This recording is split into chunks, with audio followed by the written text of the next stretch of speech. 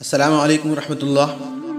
میرے دوستو، آج میں آپ لوگوں کے سامنے ایک ایسا واقعہ پیش کروں گا جسے سن کر آپ کے دلوں میں کعبہ کی محبت پیدا ہو جائے گی۔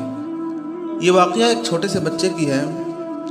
حضرت مرشد عالم رحمۃ اللہ علیہ نے ایک عجیب واقعہ سنایا۔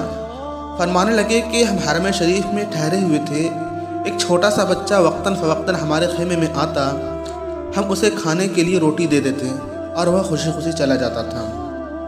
اس کے بار بار آنے سے ہمیں اس کے ساتھ محبت ہو گئی اور وہ چھوٹا سا بچہ بھی ہم سے مانوس ہو گیا۔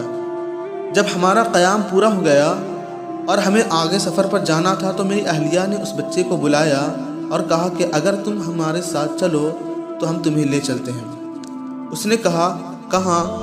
انہوں نے کہا کہ اپنے ملک میں۔ وہ کہنے لگا کہ وہاں کیا ہوگا؟ انہوں نے کہا وہاں گرمی بھی کم ہے، وقت پر کھانا بھی مل جاتا ہے اور پانی بھی مل جاتا ہے۔ تمہیں وہاں ہر سہولیت میسر ہوگی، کوئی تنگی نہیں ہوگی، اچھا لباس بھی ملے گا، غرض ہر طرح کی نعمت ملے گی۔ انہوں نے اس کو بڑی سہولیات گنوائیں۔ وہ بچہ بڑے غور سے سب باتوں کو سنتا رہا۔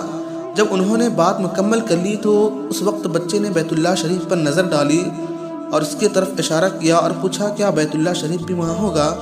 انہوں نے جواب دیا کہ یہ تو وہاں نہیں ہوگا۔ یہ سن کر بچہ کہنے لگا کہ اگر یہ وہاں نہیں ہوگا تو مجھے وہاں جانے کی کوئی ضرورت نہیں ہے، مجھے تو صرف بیت اللہ کی پڑوس چاہیے۔ السلام علیکم ورحمۃ اللہ۔